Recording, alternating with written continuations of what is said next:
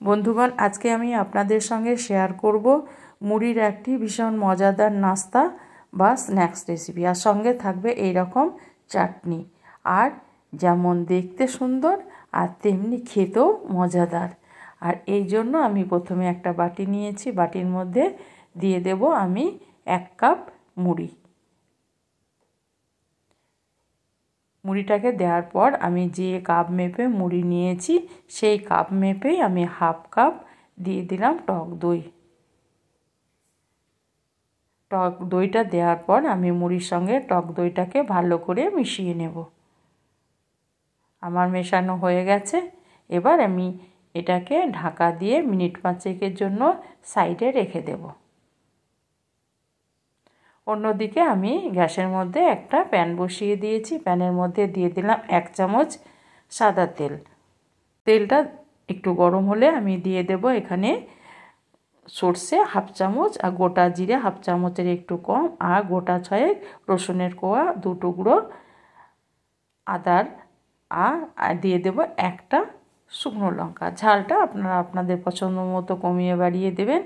এবার একটু নেড়ে চেড়ে ভেজে নেওয়ার পর আমি এখানে দিয়ে দেব 1 মুঠ ছোলার ডাল। ছোলার ডালটাকে আমি এবার কিছুক্ষণের জন্য ভেজে নেব। এইভাবে আমি নেড়ে চেড়ে কিছুক্ষণের জন্য ছোলার ডালটাকে ভেজে নেব।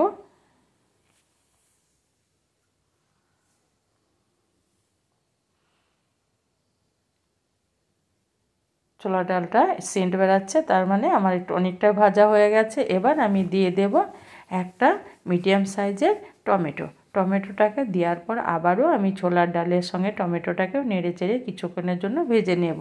আর এই ভাজতে ভাজতে দিয়ে দেব আমি কিছুটা ধনেপাতা।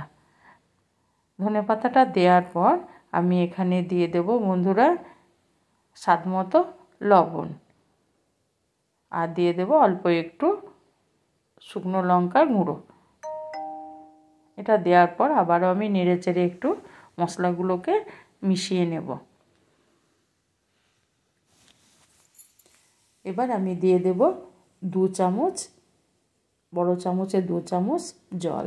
জলটা দেওয়ার পর আবারও আমি মিশিয়ে নেব নেড়ে চেড়ে। এবার এটাকে ঢাকা দিয়ে আমি মিনিট 4 রান্না করে নেব। 4 মিনিট পর আমি ফিরে এলাম। টমেটোগুলো নরম হয়ে গেছে, আর একটু জল আমি শুকিয়ে নেব।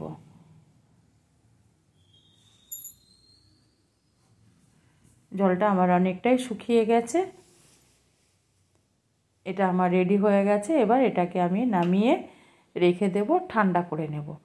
আর অন্যদিকে যে মুড়িটাকে আমি দই মাখিয়ে রেখেছি সেটাকে একটু নেড়ে চেড়ে নেব।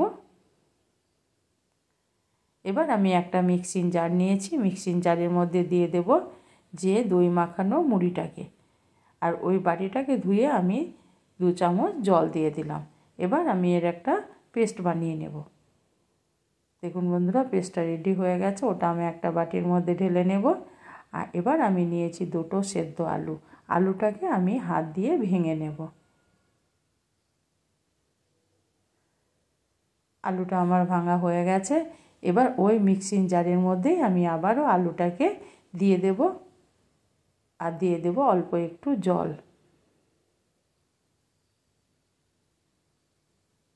জলটা দেওয়ার পর এটা ঢাকনা দিয়ে আমি এরও একটা পেস্ট বানিয়ে নেব। আমার মুড়ির পেস্টের সঙ্গে আমি আলুর পেস্টটাকেও দিয়ে দিলাম। এবার আমি চামচটা দিয়ে 2 পেস্টকে মিশিয়ে নেব।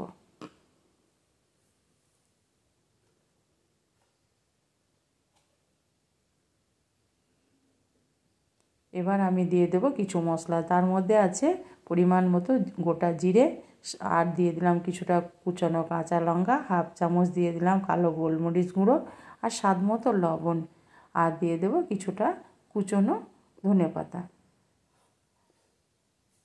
আর আমি বাইন্ডিংয়ের জন্য এখানে দিয়ে দিলাম 4 চামচ ময়দা।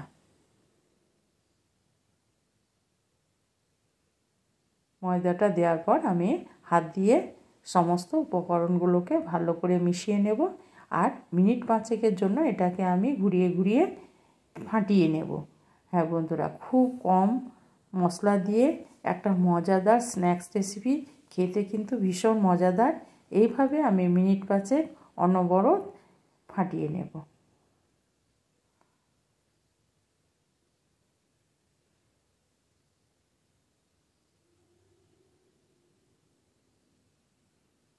আমার ফাটানো হয়ে গেছে। এবার আমি এটা কেমন এই রকম আমি তেলে ছাড়ব। এবার এটাকে ঢাকা দিয়ে আমি সাইডে রেখে দেব। এবার আমি চাটনিটাকে রেডি করে নেব। আমি যে চাটনির উপকরণগুলোকে আমি ঠান্ডা করতে দিয়েছিলাম সেগুলোকে এবার মিক্সিং জারের মধ্যে দিয়ে দিলাম। এবার আমি ঢাকনাটা দিয়ে এরও একটা আমি পেস্ট বানিয়ে নেব। দেখুন বন্ধুরা, একটা মিহি পেস্ট আমি রেডি করলাম। এটা একটা ভীষণ মজাদার চাটনি, খেতে ভীষণ মজা লাগে। এবার আমি গ্যাসের মধ্যে একটা প্যান বসিয়ে দিয়েছি, আর প্যানের মধ্যে আমি দিয়ে নিলাম সাদা তেল। তেলটাকে আমি প্রথমে গরম করে নেব, তারপরে আমি মিডিয়ামে দিয়ে একে একে আমি নাস্তাগুলোকে তেলের মধ্যে ছেড়ে দেব।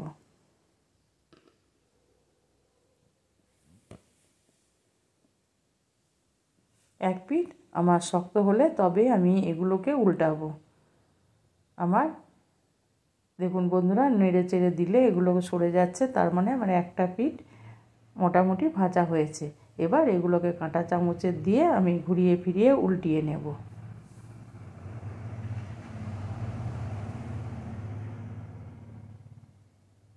এভাবে আমি ঘুরিয়ে ফিরিয়ে নাস্তাগুলোকে লাল করে ভাজবো। আর দেখতে যেমন মজাদার, আর খেতেও তেমনি ভীষণ মজা।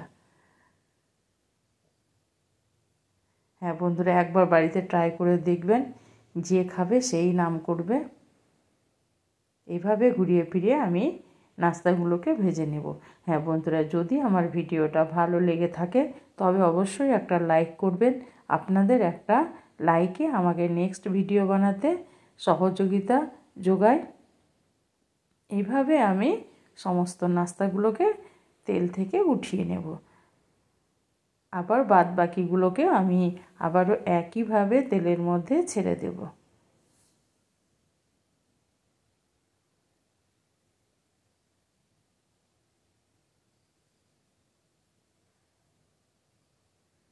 এভাবে আমি এক এক করে সমস্ত নাস্তাগুলোকে তেলের মধ্যে দিয়ে দিলাম।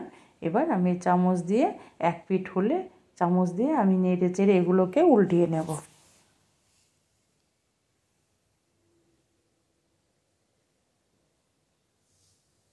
এইভাবে ঘুরিয়ে ফিরিয়ে নাস্তাগুলোকে আমি লাল করে ভেজে নেব।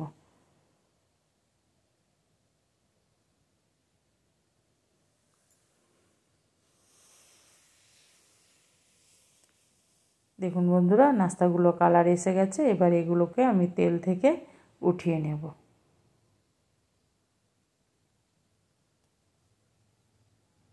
আমার সমস্ত নাস্তাগুলো ভাজা হয়ে গেল। দেখুন বন্ধুরা, আমি সমস্ত নাস্তাগুলো প্লেটের মধ্যে নিয়ে নিয়েছি। এবার দেখুন ওপরটা মুচমুচে, ভিতরটা কেমন ফাঁপালো।